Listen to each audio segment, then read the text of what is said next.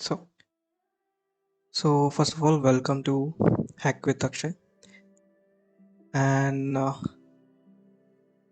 चलो तो basic introduction करते हैं. So, hello everyone. My name is Akshay Sharma. Basically, I belongs to a middle class family. So, and what is my role? So, in this video, मैं बात करने जा रहा हूँ कि मेरा मेन रोल क्या है. सो मेन रोल मेरा है, जैसे मैं एक सॉफ्टवेयर इंजीनियर हूँ, senior software engineer. So IT industry में एक पोजीशन होती है जहाँ पे आप मिडिल लेवल के इंजीनियर्स देखोगे, हायर लेवल के इंजीनियर्स देखोगे और लोअर के देखोगे.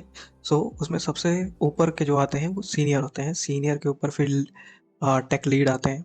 सो करंटली मेरी कंपनी का नाम नियोसॉफ्ट है. सो my company name is Neosoft Private Limited, and so almost I have you can say 4 years of experience in IT industry. So now let's jump into the goal of this channel.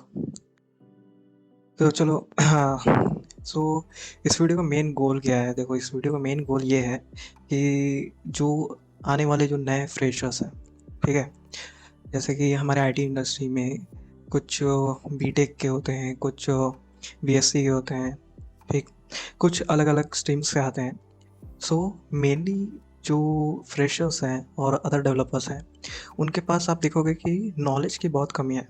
ठीक है, तो main goal इस lecture का, इस video tutorials का ये है कि आप तक सारे नॉलेज पहुँचे.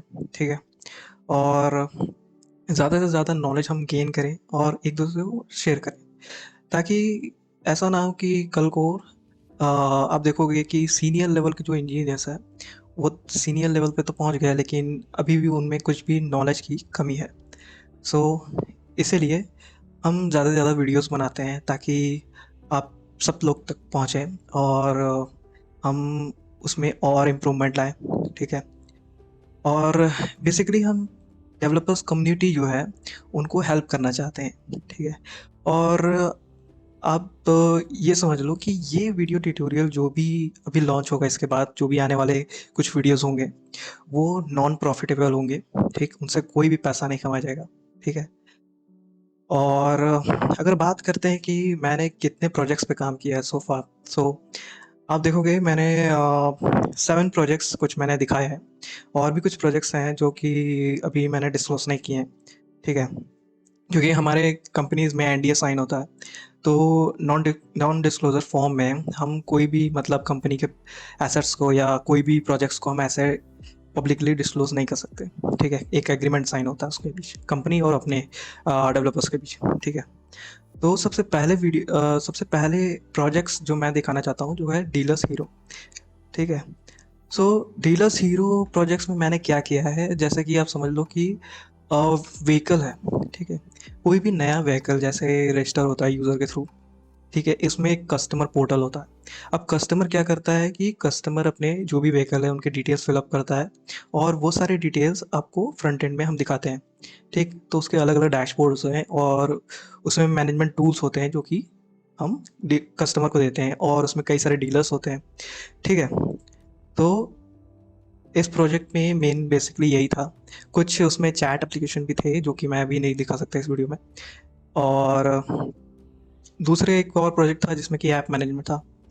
ठीक है, अब ऐप मैनेजमेंट में मैंने क्या किया था कि जैसे कि आप समझ लो कि जैसे जो भी ऐप है एक कंपनी में, जैसे क्या था कि आप समझ लो कि उसमें कई सारे ऐप्स थे और हर ऐप जैसे डिफरेंटली हम लोग यूज़ कर रहे थे. सो हम उसको मॉनिटरिंग मतलब प्रोडक्टिविटी हम मॉनिटर नहीं कर सकते थे. तो उसके प्रोडक्टिविटी और नोटिफिकेशन शेड्यूल करने को, और बेसिकली आप समझ लो कि और भी कई सारे एडवांस फीचर्स को यूज़ करने के लिए हम डैशबोर्ड का यूज़ करते थे.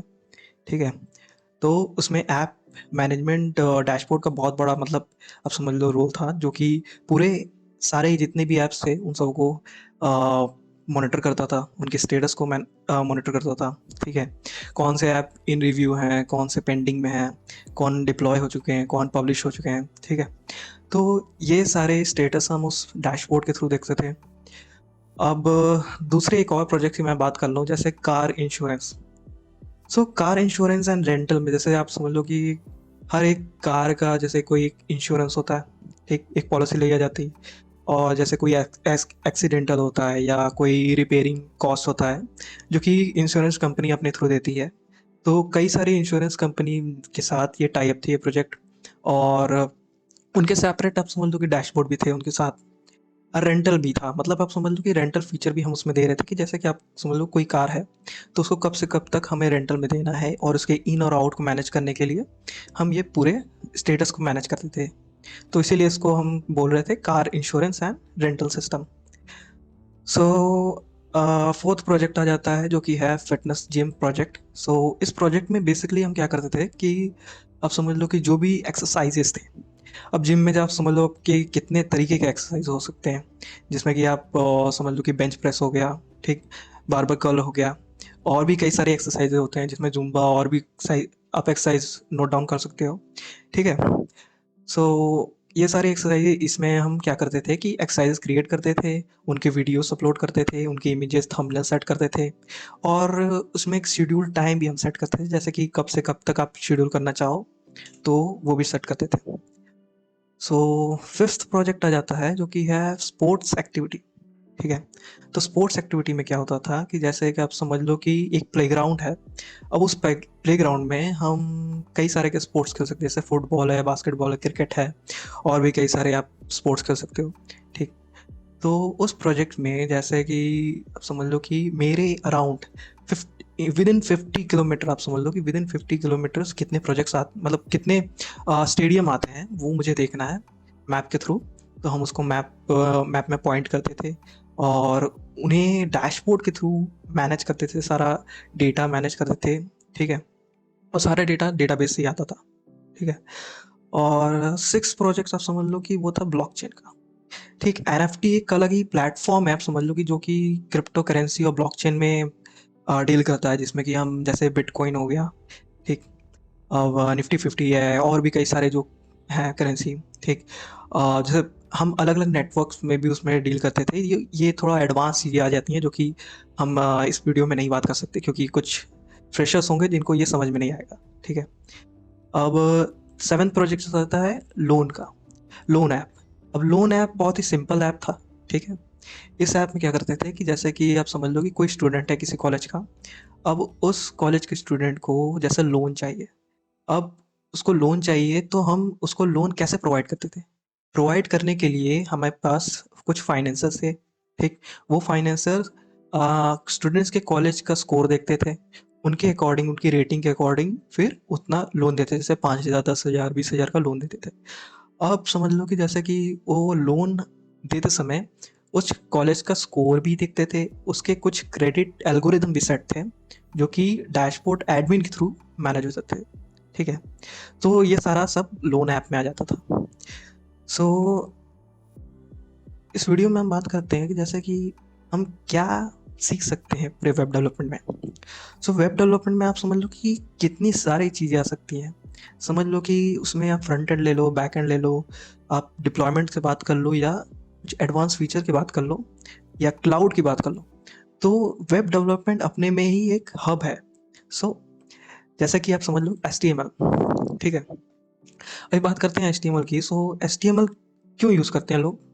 HTML का बेसिक यूज़ आप देखो कि एक स्ट्रक्चर डिज़ाइन करने का काम करता है, ठीक है। आप समझ लो स्ट्रक्चर तो डिज़ाइन हो गया, बिल्डिंग तैयार हो गई, अब उसमें कुछ आप समझ लो कि पेंटिंग, साइज़, कलर, ठीक, लुक एंड फील की बात करें तो हम CSS की मदद से करते थे वो, जिसको हम कहते हैं कास्केडिंग स्टाइल शीट, ठीक है। अब थर्ड टेक्नोलॉजी जो आ जाती है वो जावास्क्रिप्ट है। आप समझ लो कि स्ट्रक्चर तो तैयार हो गया, अब कलर और लुक और फील भी डिसाइड हो गया। अब हम उसमें बिहेवियर लाएंगे, जैसे कि आप समझ लो कि बिल्डिंग तैयार हो गई, कलर हो गया, ठीक, शेप डिसाइड हो गया। अब वो समझ लो बिल्डिंग में कितने फ्लोर्स हैं, उस फ्लोर्स में जाने के कितने आप समझ लो स्टेयर्स हैं, वो स्टेयर्स कैसे काम करते हैं, ठीक। आप समझ लो अगर कोई मैकेनिकल स्टेयर्स हैं तो उसके बिहेवियर क्या होंगे, अप्स एंड डाउन होंगे या डाउन एंड अप होंगे। तो वो सारे बिहेवियर जो डिसाइड होता है वो जावास्क्रिप्ट की मदद से होता है। और डोर्स आप समझ लो कि डोर्स इनसाइड खुलेगा या आउटसाइड खुलेगा, वो सारे हम जावास्क्रिप्ट के बिहेवियर से डिसाइड करते थे, ठीक है। उसी में आप समझ लो एक आ जाता है रिएक्ट। रिएक्ट भी एक अपने में ही एक फ्रेमवर्क, आप समझ लो। फ्रेमवर्क क्या होता है कि जैसे जावास्क्रिप्ट अपने में ही एक समझ लो एक लैंग्वेज है, ठीक। इस लैंग्वेज में हम मल्टीपल फंक्शन बना सकते हैं। फंक्शन क्या होते हैं आगे जाके हम बात करेंगे वीडियो में, ठीक है। अब वो सारे फंक्शंस में कुछ ना कुछ बिहेवियर और कुछ ना कुछ लॉजिक इंप्लीमेंटेड हो गए, ठीक है। तो वो सारे फंक्शंस का एक कलेक्शन, एक पैकेज ले लो, तो उसको हम फ्रेमवर्क बोलते हैं, ठीक है। और वो सारे उस फ्रेमवर्क में जैसे कि आप समझ लो कई सारे फ्रेमवर्क भी आ सकते हैं जावास्क्रिप्ट के। तो मोस्ट एंड फाइनल पॉपुलर जो लैंग्वेज जो पॉपुलर फ्रेमवर्क है वो है रिएक्ट। सो इसमें से एक और है एंगुलर है, ठीक। एंगुलर, व्यू ले लो, व्यू जेएस। सो इसमें ऐड ऑन कर सकते हैं। So V U E dot J S. और अनदर एक और आ जाता है जो कि है एंगुलर, ठीक। एंगुलर जेएस भी आ सकता है, ठीक है। सो ये तो हो गया फ्रेमवर्क जावास्क्रिप्ट का। अब इसमें हम बात कर लेते हैं जैसे कि अब आप समझ लो सी एस एस का भी अपना फ्रेमवर्क है। जैसे कि एक बूटस्ट्रैप है। बूटस्ट्रैप में भी कई सारे समझ लो लाइब्रेरी है वो। उसमें कई सारे स्टाइलिंग और सी एस एस पहले से प्री डिफाइंड है, जो कि हम समझ लो आप उसके क्लास या आईडी को कॉल करके डायरेक्टली हम इन्वोक कर सकते हैं। हमें एक्स्ट्रा कुछ कोड लिखने की ज़रूरत नहीं पड़ती है। फ्रेमवर्क का मेन एडवांटेज यही है कि हमें एक्स्ट्रा वर्क नहीं करना पड़ता, ठीक है। तो ये आ जाता है बूटस्ट्रैप में। फिर दूसरा आता है material UI. Material UI bootstrap की तरह सेम है, लेकिन मटेरियल यूआई आप समझ लो ये गूगल के थ्रू इन्वेंटेड है, ठीक। मेन इसके जो डेवलपर थे वो गूगल है। सो गूगल ने अपना खुद का एक फ्रेमवर्क बनाया जहाँ की उसने खुद के फॉन्ट्स और कलर और कुछ अलग तरीके की स्टाइलिंग अप्लाई करके रखी। उसकी एक लाइब्रेरी बना दी है जिसको हम बोलते हैं मटेरियल यूआई। अब समझ लो कि मेरा फ्रंट एंड का तो सारा पार्ट तो डिसाइड हो गया। अब मेन बात आती है कि बैकएंड का। सो बैकएंड हम कैसे डिज़ाइन करेंगे, बैकएंड के लिए हम क्या यूज़ कर सकते हैं।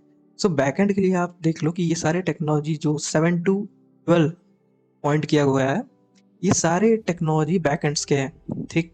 इसमें कुछ अदर लैंग्वेज भी आते हैं जैसे कि पाइथन है, जैंगो है, और आप समझ लो जावा में कुछ है, ठीक। तो इस तरीके के हैं। उसमें से एक नोड जेएस भी है। सो नोड जेएस हम क्यों यूज़ करते हैं, मेन नोड जेएस का काम क्या है।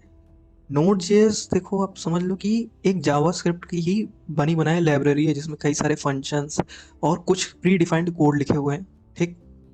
सो हम जावास्क्रिप्ट के कोड को, जैसे ये फ्रंट एंड का कोड है, अब उसको मुझे सर्वर पे रन कराना है। तो सर्वर पे रन कराने के लिए मुझे नोड जेएस की हेल्प चाहता है, ठीक। तो इसके हम डेप्थ्स में जाएंगे, इसके बारे में और पढ़ेंगे, ठीक। एक होता है नोड जेएस जो बैकएंड में हम प्रोग्रामिंग के लिए यूज़ होते हैं, जिसमें इसका लॉजिक तैयार करते हैं, ठीक। दूसरा आता है एक्सप्रेस जेएस, ठीक। एक्सप्रेस जेएस क्या होता है, मेन एक्सप्रेस जेएस का यूज़ क्या है।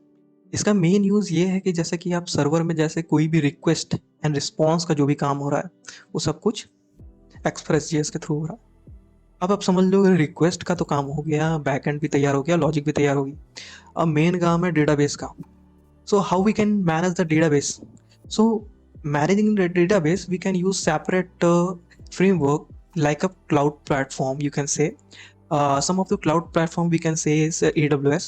So AWS में भी हम कुछ सारे वेब सर्विसेज और वो सब आप समझ लो कि डायनामो डीबी उसमें एक होता है जो कि हम डेटाबेस के लिए यूज़ करते हैं, ठीक। MySQL हो गया जो कि क्लाउड प्लेटफॉर्म भी प्रोवाइड करता है। पोस्टग्रेस आ गया, ठीक। तो ये सारे डेटाबेस हैं, लेकिन हम मेनली फोकस करेंगे मोंगोडीबी में। मोंगोडीबी आप समझ लो मोस्ट पॉपुलर और most easy easy to use technology है, ठीक है। और उसके अलावा हम वर्जन कंट्रोल क्या होता है, वर्जन कंट्रोल समझ लो जैसे कि आपका पूरा प्रोजेक्ट तो तैयार हो गया, अब उसको हम क्लाउड तक कैसे पहुंचाएं, मतलब उसको होस्ट कैसे करें, उसको डिप्लॉय कैसे करें। डिप्लॉय मीन्स आप समझ लो कि उसको मेरे लोकल में तो तैयार हो गया, लेकिन आप लोगों तक कैसे पहुंचाएं।